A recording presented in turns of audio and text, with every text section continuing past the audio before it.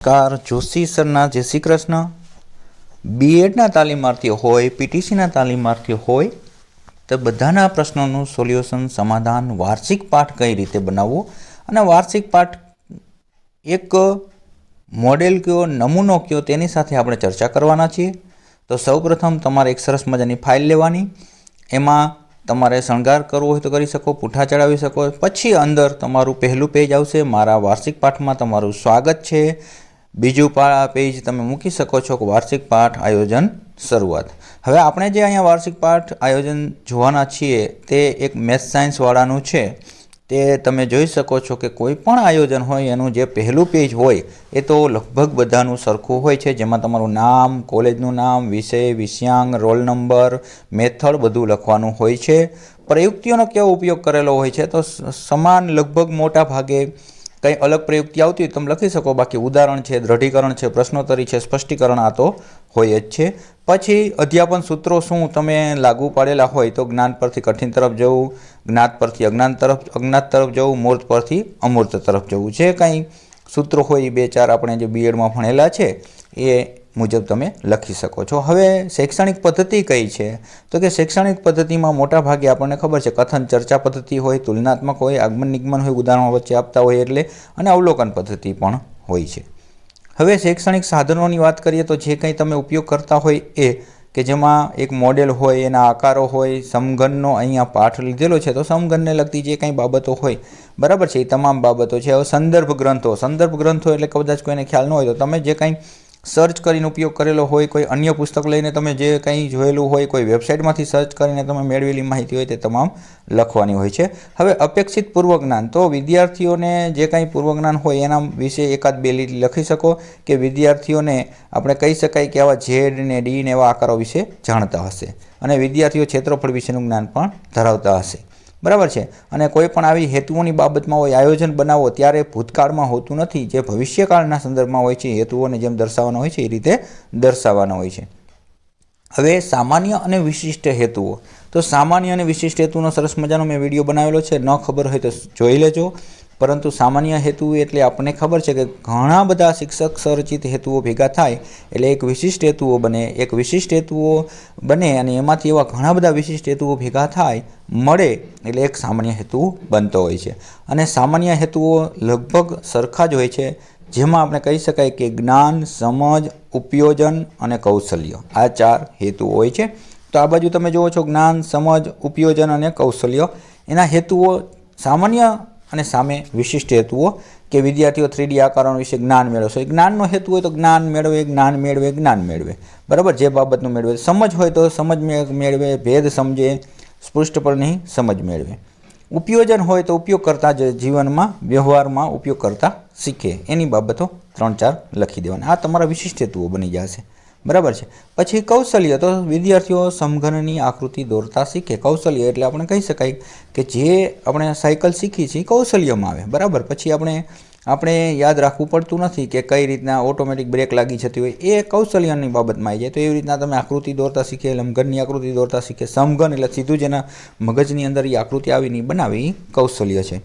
હવે આપણે વાત કરીએ તો હવે આપણું શરૂઆત થાય છે કે જેમાં બધાને પ્રશ્ન હોય કે વિષયાભિમુખ, વિષય પ્રવેશ, બરાબર છે. વિષય પ્રવેશ છે સર કેવી રીતના મેન્ટેન કરવું, તો 35 મિનિટનો હોય તો મોટાભાગે તમે આ રીતના કટકો કરી શકો છો કે તમે 10 મિનિટ છે એ વિષયાભિમુખમાં આપો, 5 મિનિટ જેવું કે 2-3 મિનિટ હેતુકથનમાં આપો, અને પછી વિષય વસ્તુ તમારું જે કંઈ હોય કન્ટેન્ટ, બરાબર છે, એને તમે જે 15 મિનિટ જેવું સમયગાળો આપો અને પાછું મૂલ્યાંકન છે અને 5-10 મિનિટ છેલ્લે આપી શકો છો.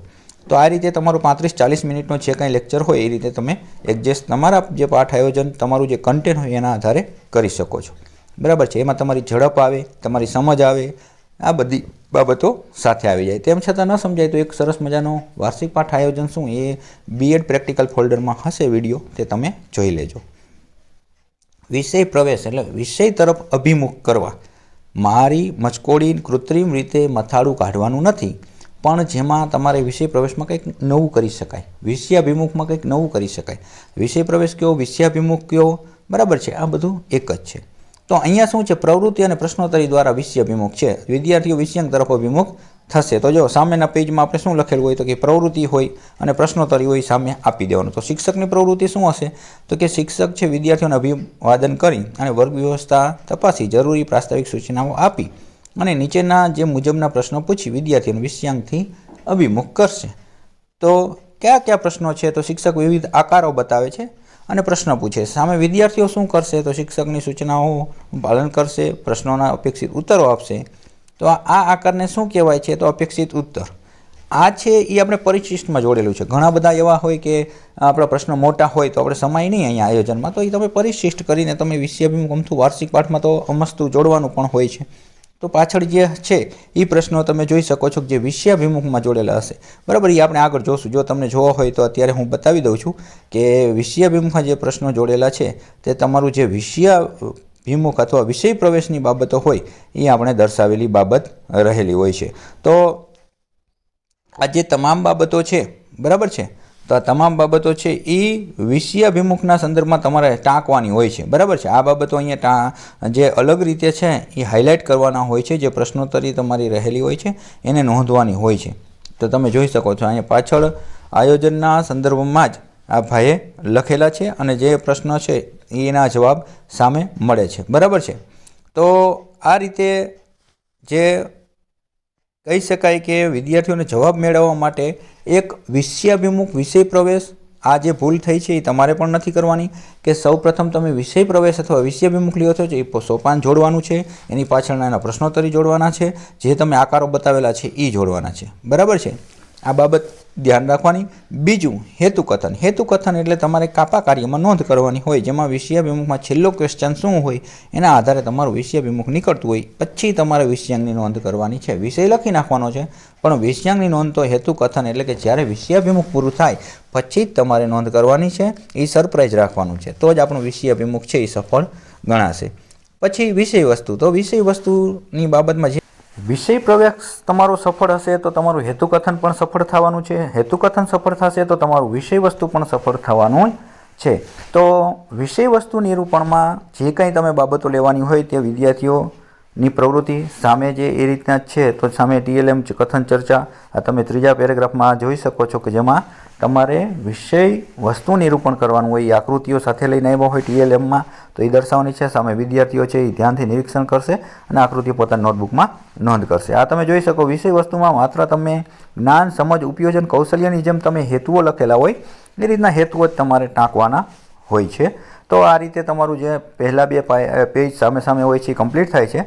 પછી આપણે વાત કરીએ તો તમારું જે વિષય વસ્તુ નિરૂપણ બાદ શું આવે છે તો કે મૂલ્યાંકન અને સ્વાધ્યાય. તો ઘણી બધી વખત ઘણી બધી બાબતોમાં છે તો તમે જોઈ શકો છો કે તમારું જે વિષય વસ્તુની બાબત જે હોય તે તમે આ રીતના થોડું વધારે થાય 15-20 મિનિટ લેવાનું હોય તો એની વ્યાખ્યા, લંઘનની વ્યાખ્યા તો સામે સામે છે. તો તમે જોઈ શકો છો કે એ સામે જે ટાંકેલું છે. તો વિદ્યાર્થીઓની પ્રવૃત્તિ શું છે, બરાબર છે, વિદ્યાર્થીઓનું કાપા કાર્યનું નિરીક્ષણ કરશે. આ જે બાબતો તમે જે નોંધ કરો છો એ સામે વિદ્યાર્થીઓ એની નોંધ કરશે. એટલે કે શિક્ષકની પ્રવૃત્તિ, વિદ્યાર્થીની પ્રવૃત્તિ.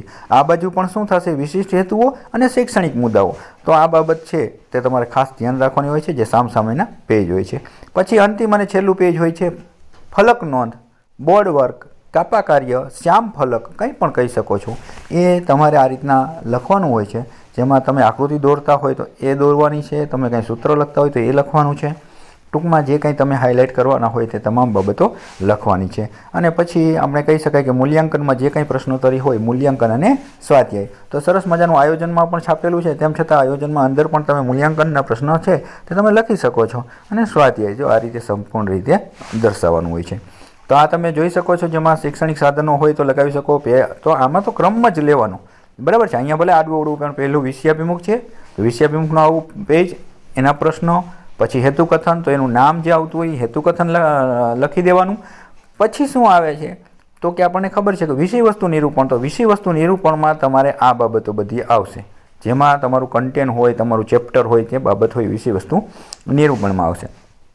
પછી શું આવશે તો કે મૂલ્યાંકન આવશે. તો મૂલ્યાંકનના પ્રશ્નો મૂલ્યાંકન કરીને પછી આવશે સ્વાધ્યાય. તો સ્વાધ્યાય જે આપેલું હોય. પછી સંદર્ભ સાહિત્ય આવે તો સંદર્ભ સાહિત્યમાં જે કાંઈ તમે એક્સ્ટ્રા લીધેલું હોય તે તમામ બાબતો લગાવી દેવાની આવે. પછી તમારું TLM હોય, કાપા કાર્ય હોય, બરાબર છે, તે તમામ બાબતો અહીંયા તમે લગાવી શકો છો. આ રીતનું વાર્ષિક પાઠનું આયોજન ક્રમશઃ થતું હોય છે. એટલે વાર્ષિક પાઠ આયોજનમાં આ રીતે ભૂલ ન થાય. ચોક્કસ સોપાનોને અનુસરજો, ચોક્કસ બાબતો, નાની નાની બાબતોનું ધ્યાન રાખજો અને સરસ મજાનો પાઠ જાય તેવા ખૂબ શુભેચ્છાઓ સાથે બેસ્ટ ઓફ લક.